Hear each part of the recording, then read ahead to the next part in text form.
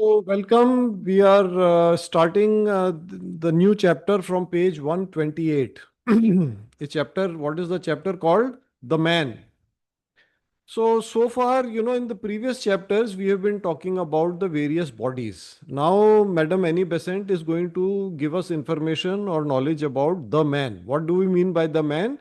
It means by the man. Let me read from the book. By the man, I mean that continuing individual who passes from life to life, who comes into bodies and again leaves them over and over again, who develops slowly in the course of ages, who grows by the gathering and by the assimilation of experience, and who exists on that higher manasic or mental plane referred to in the last chapter. So basically we are talking about the soul. In this chapter we are going to she will give us information or knowledge on the soul and how it uses the bodies, interacts with the bodies, and so on. So in earlier chapters we saw how the bodies interacted with the soul. Now we see it from the other perspective. In some cases, you may feel that, what we are talking about has already been talked about earlier. Bound to happen because, it's the same thing, the interaction between the bodies and the soul. So, पहले हम देख रहे थे bodies के नजरिए से, now we will see from the point of view of the soul or from the perspective of the soul. Okay, we will, so what she calls assimilation of experience. That is what in our pranic healing terminology we call the, what do we call it? We call it evolution. Yeah, gaining, evolving through experience. All right, page 129. I'll read here. Man begins his experiences by developing self consciousness on the physical plane. It is here that appears what we call the waking consciousness. The consciousness with which we are all familiar, our normal, usual, ordinary state of consciousness, which works through the brain and nervous systems, by which we reason in the ordinary way, by which we remember past events of the current incarnation and exercise judgment in the affairs of life. So we're talking about our ordinary, normal life. All that we recognize as our mental faculties is the outcome of man's work. Now man here again, the soul, the soul's work through the preceding stages of his meaning the soul's pilgrimage meaning journey. And his self consciousness here becomes more and more vivid meaning more clear, more bright, more and more active, more and more alive as he develops and progresses life after life. Yeah, I hope this is straightforward. Basically, talking about, what we recognize as our intellect, as our mental abilities, is the development we have done of the mental body in past lifetimes. And we've just done the mental body chapter, so I hope you can recall that. Okay, let's go to the next page.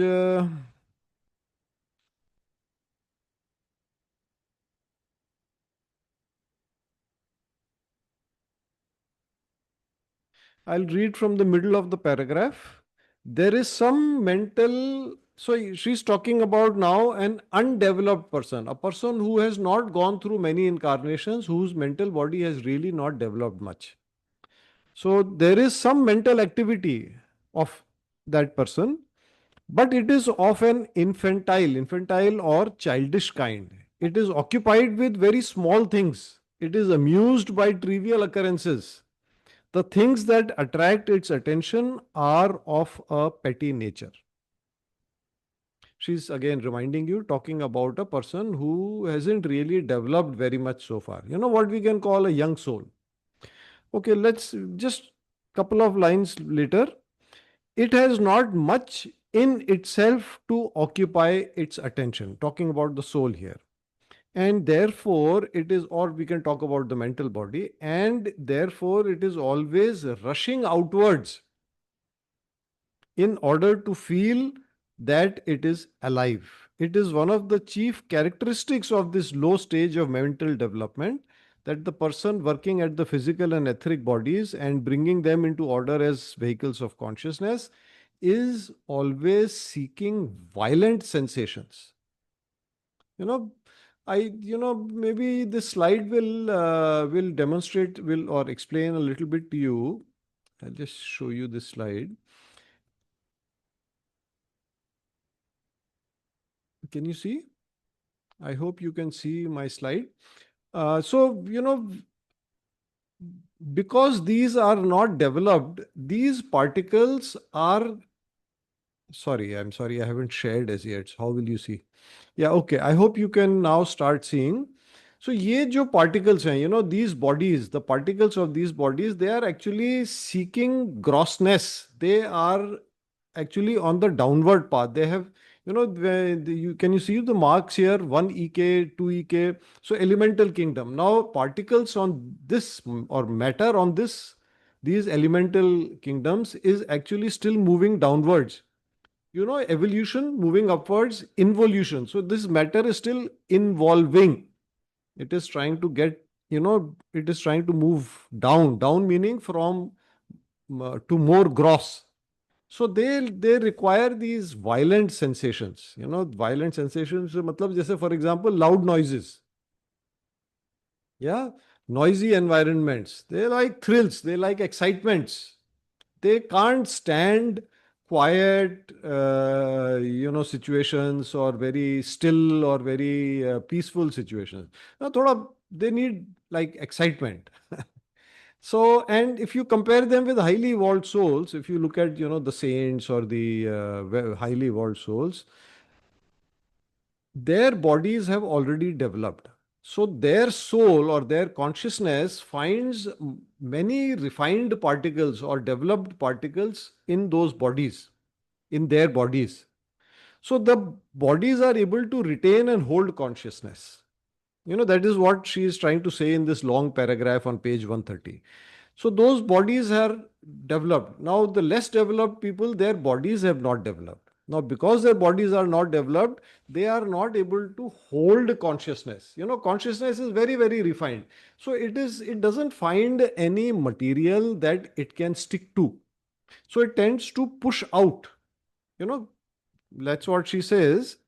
It is always rushing outwards in order to feel that it is alive. Yeah. But the highly evolved souls, their bodies already have a lot to offer. So consciousness can mostly stay within the bodies. And you will see that these people, they will prefer quiet and silent and peaceful environments. And they will generally avoid thrills and excitement. They don't seek, most ordinary people are actually seeking thrills and excitement. These people are not doing that so much. Okay, page 131. What shall we read? Actually, not much to read here, next couple of pages, because she is explaining why this is so, why the difference between the developed and the undeveloped bodies. Then she also explains how perception develops, how a child starts to perceive the world. So first stage, perception, you start perceiving the world. Then, so here the senses are in play. Then memory starts happening. So that is one development of the mental body, that the it can remember, oh, this is what I have seen earlier. And then comes reasoning. That is when we are, the soul is really coming into its own. It is becoming the real man. Just a reminder, our being humans is related to our ability to use the mental faculty, to use the mind. In Sanskrit, they say Manushya, or in Hindi, we say Manushya. It comes from the root word in Sanskrit, Manasa. So, which means ability to think. So, when there is no ability to think, when there is no ability, no intellect available, then we may have the human body, but we are, in terms of consciousness levels, kind of like an animal level, purely instinctive and so on. And, like we talked about it, seeking thrills and excitement and so on. Now, as it becomes further and the intellect develops more, the soul is able to engage in purely mental activity. Yeah. So that is what she talks about on page 133. I'll read the last paragraph. Reasoning begins by comparing the ideas with one another and by inferring relations between them from the simultaneous or sequential happening of two or more of them, time after time. So, memory comes first of all, perception. You see, this is happening, then you see, this is happening, and then memory that when this happens, this also happens, or when this happens, immediately after that, or soon after that, the other thing happens. So this is where causality, cause and effect, the ability to mentally associate cause and effect, and you say when this happens, then this happens. Yeah. So that is one of the important developments of the mind. In this process, the consciousness has withdrawn within itself, carrying with it the ideas it has made out of perceptions, and it goes on to add to them something of its own. That is this causal connection, the cause and effect connection. As when it infers a sequence, relates one thing to another as cause and effect. It begins to draw conclusions, even to forecast. So now predictions, conclusions, and then predictions. That is further development of the mental faculty. Even to forecast future happenings when it has established a sequence, so that when the perception regarded as cause appears, the perception regarded as effect is expected to follow. Yeah, I hope straightforward, right? Okay, then further development comes from associations. The mind starts to associate different ideas. So let's read about it on page 134, on this page. So that is what actually is talk. I won't read. I will read on the next page, 135. Yeah. So now she's going to describe to us associations, organizing information, categorizing it, and so on. The brain merely receives vibrations, page 135. The brain merely receives vibrations. The consciousness working in the astral body changes these into sensations. In the mental body, it changes the sensations into perceptions and then carries on all the processes which, as just said, transform the chaos into cosmos. So, starts organizing information. The consciousness working thus is further illuminated from above with ideas that do not come from materials supplied by the physical world but are reflected into it directly from the universal mind. So let's just first finish the previous idea that there is the next stage of mental development is where information is organized and categorized. And if you have done even some study of science, modern science is mostly about categorization, especially biology, especially chemistry, mostly about categorization, creating categories, fitting things into categories, defining their properties, and what is common to them, what is their difference between one category and the second category. That is what most of common science is.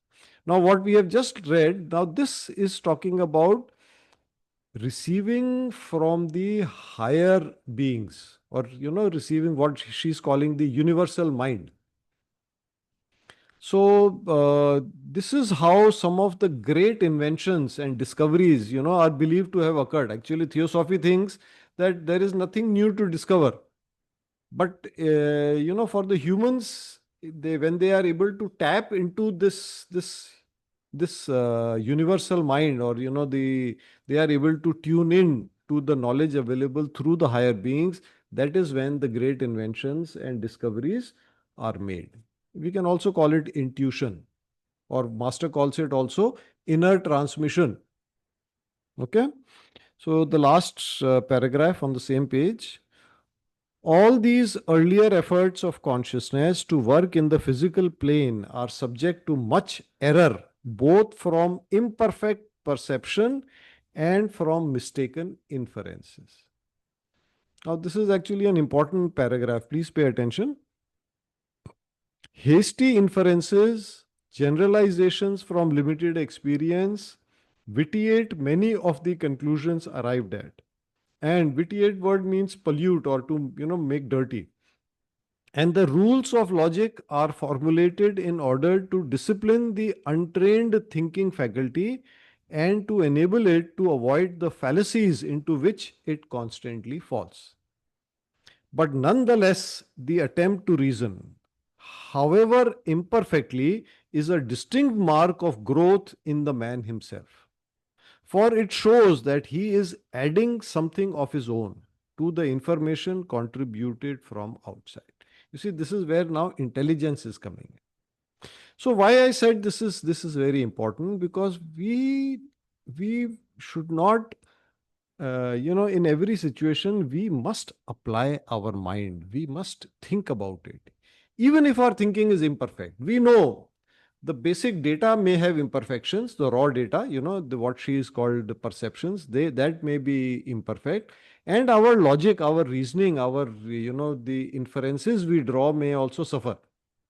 But, this is an important thing to do, to keep doing.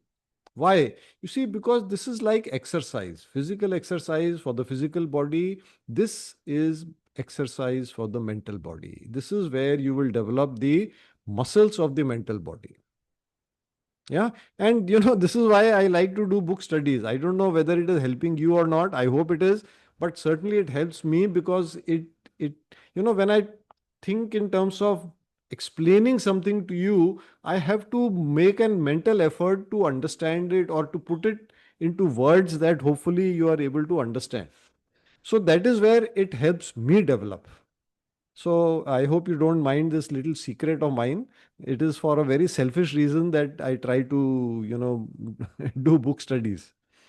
Because if I just read it to myself, that extra effort of trying to simplify it, putting it into different words, that does not happen. Yeah.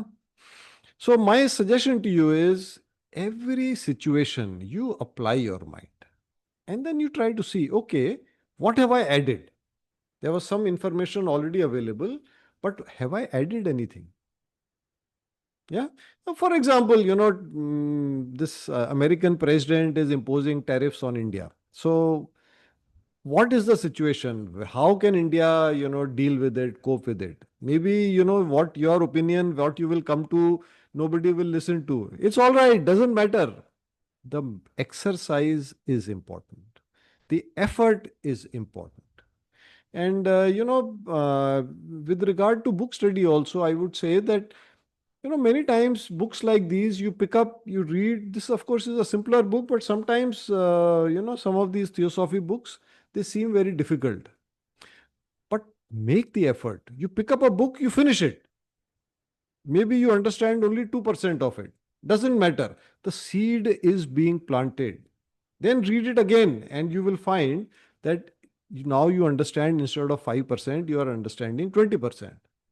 And then you study it again, then you really study it, and then you will find that you are getting maybe 50% or 70%, something like that. So the effort is very important. The mental effort is very, very important. Okay, so the next 2 or 3 pages, I haven't marked anything to read. Maybe let's come to page 138.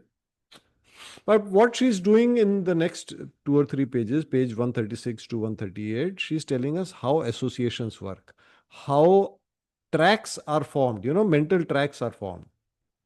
Why, the first time you hold a thought, it may take effort, but then repeating a similar thought becomes easier.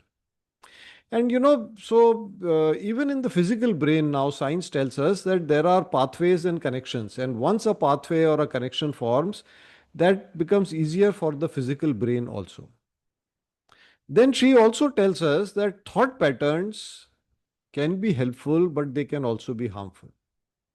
Whether helpful or harmful, once formed, we can't get rid of them easily.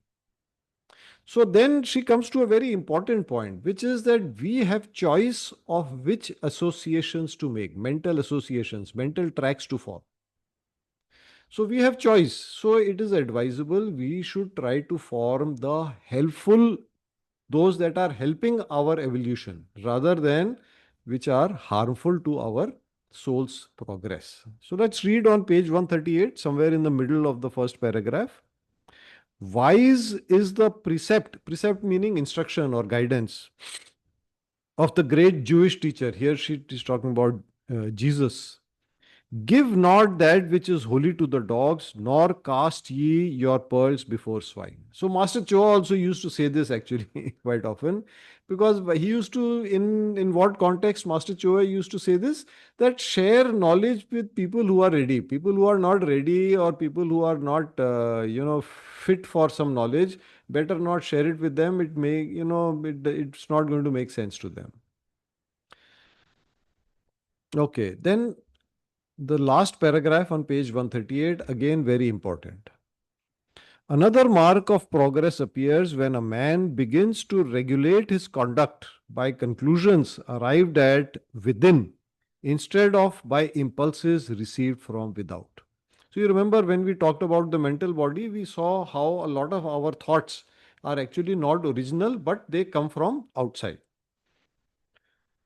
He is then, now he, she, don't worry about that. He is then acting from his own store of accumulated experiences, remembering past happenings, comparing results obtained by different lines of action in the past, and deciding by these the line of action to adopt in the present. He is beginning to forecast, to foresee, to judge of the future by the past, to reason ahead by remembering what has already occurred. And as he does this, there is a distinct growth of him as man. You remember again, man, the word man, we saw manas, manushya, ability to think. Yeah. So that is very important. Now, why I said this paragraph very important? Because here what she is describing is what we call discernment, or in Sanskrit we call viveka, the ability to judge things and say this is right, this is wrong, that this is important, this is not important.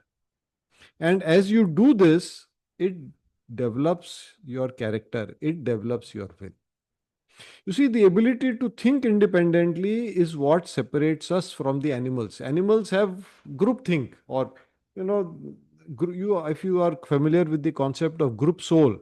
So that is the difference. With humans, each of us has an independent sole independent ability to think. Okay, let's continue reading on the same page. He may still be confined to functioning in his physical brains. He may still be inactive outside them, but he is becoming a developing consciousness which is beginning to behave as an individual, to choose its own road instead of drifting with circumstances or being forced along a particular line of action by pressure from without. The growth of the man shows itself in this definite way, and he develops more and more of what is called character, more and more of willpower. That's what we just talked about. Strong willed and weak willed persons are distinguished by their difference in this respect. The weak willed man or woman is moved from outside by outside attractions and repulsions, while the strong willed person is moved from inside. So many a times we see others and maybe even us, there are influences from society, from culture, from, so in some cultures you have to treat elderly people in a particular way, with a certain amount of respect, and so on and so forth. So are we thinking or judging and assessing ourselves, or are we just following culture? Yeah. So that shows how we are developing as a human being. He masters circumstances by bringing to bear upon them appropriate forces guided by his store of accumulated experience. You see, this is what, again, is a human characteristic. The mental faculty is what God has given to us so that we can survive, and we can not only survive, but we are supposed to make the world a better place. Heaven on earth is to be brought by humans. Why? Because we can assess our environment and we can act on it and modify it using our mental faculty. Unfortunately, sadly, this power the human race is grossly misusing. Instead of making the world a better place, we, in many ways, through pollution and this and that, we are misusing this power. And to me, it seems, this is my personal opinion, it is because we have forgotten what is the purpose of life. Purpose of life is not just to be more prosperous. The purpose of life is to evolve through experience. And that experience requires us to help each other. It is not just to grow prosperous or have more money, become more wealthy. Unfortunately, for most people, if you ask them what is the purpose of your life, this is what they will say. All right, page 140. 140, I won't read anything. This here she is discussing how I, the soul, can direct my body, especially my brain, to develop. So this is important, but it's simple enough. I guess, I suppose you can just read it yourself. I'll read now on page 141, the first paragraph, last sentence. The man initiates, the brain only imitates, and unconnected, careless thinking sets up the habit in the brain of forming unconnected vibratory groups or thoughts, thought forms. The training has two stages. Now she's talking about how I, the soul, can direct my brain.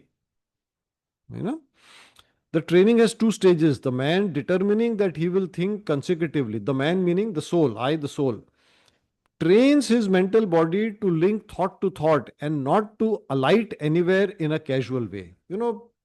We often say, use the term monkey mind. Why? Because it jumps all over the place. So, what she's talking about here is training our mind to think one thought connected to the second thought, a chain of thoughts rather than random thoughts going everywhere. And then, by thinking thus, he trains the brain which vibrates in answer to his thought. In this way, the physical organisms, the nervous and etheric systems get into the habit of working in a systematic way. And when their owner wants them, they respond promptly and in an orderly fashion. So, this is actually a very important sort of, ability to develop control over the brain, control over the mind. So the mind, it doesn't have its own will, but it follows the will of the soul. The soul says, I need to think about this, so it thinks about that. The soul says, stop thinking, so the mind stops thinking. Now, why this book? If you would want, just take a screenshot. This is one of the recommended books by Master Choa. Excellent book. In one part of this book, it gives a step-by-step procedure for gaining control of the mind. 3-4 steps are there. I don't remember them specifically, but if you are interested, we can do a session on those separately. We can talk about the exercises. He's given very simple but powerful exercises, which will, you follow them for about 2 months or so, you will end up with good control of the mind. The mind will think what you want it to think. It will not race away on its own. Yeah? Sounds interesting? Okay, this book is a little expensive. There is no Indian publication. You have to buy it from overseas. So it's a little expensive. Those of you who are in Jaipur, I have it in my library here. Okay, let's read page 142, the last part. Now, here she is talking about, the astral matter. Astral matter is far more responsive to thought vibrations than is physical. And the effect on the astral body of the course of action we have been considering is proportionately greater. As you control your mind, she's saying, even your astral body will become disciplined. Under it, the astral body assumes a definite outline, a well organized condition. Such has already been described in the chapter on astral body. You remember we have done that. Okay, again, reading the same page, middle of the next paragraph. His dreams, can you see? His dreams will become vivid, well sustained, rational, even instructive. So now we are talking about when you discipline, when you control your thought process, how it benefits the astral body. So one thing we have seen, it becomes better organized. Now further she's saying even your dream life will change. You become more productive while you are sleeping.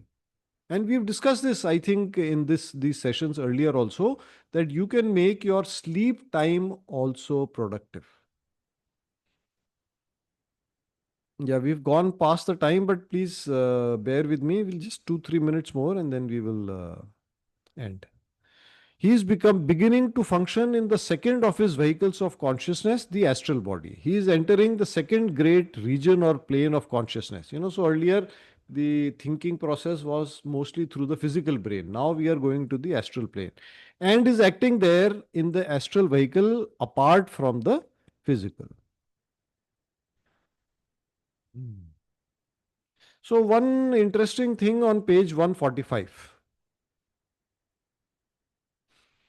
Many will find, now she's continuing to talk about the benefits to the your dream life has also become conscious. Then she talks about consciousness rising to the astral body. So consciousness now not only functions in the physical body, also functions in the astral plane, and these benefits are what are described on these pages of conscious activity in sleep and waking states. So, page 145, the middle paragraph. Many will find in their memory more than the speaker uttered. Sometimes a kind of suggestion continuing the thought, as though something rose up round the words and made them mean more than they meant to the ear. This experience shows that the astral vehicle is developing, and as the man pays attention to his thinking and unconsciously uses the astral body, it grows and becomes more and more organized. Why I read this part, although it's not that significant, when you go to a pranic healing class, one of the first instructions given is please do not cross your arms and legs. Now you get some understanding of why. What is the benefit? I mean, of course, you receive more of the instruction in energy form, but what? So what? So that is so what is answered here. Okay, the next two pages we are talking about the different levels of the soul gaining control over the astral body. It's not like a single shot, but it happens in stages. So what are the different levels or stages? Now, and once you have got full control, what happens? So page 146, the last paragraph. He has definitely enlarged the area of his waking consciousness to include the astral plane. He meaning the soul. And while in the physical body, his astral senses are entirely at his service, he may be said to be living at one and the same time in the two worlds. So he's fully conscious at the same time in waking consciousness, physical body, astral body, both. The both bodies are being utilized by him, and we've seen earlier, if you have read this portion earlier, that at the astral plane now this person is not limited by physical factors. For example, can see what is on the other side of a wall. For example.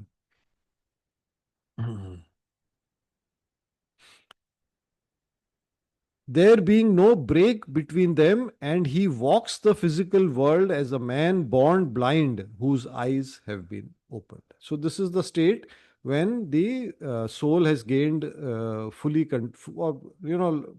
quite a lot of control over the astral body.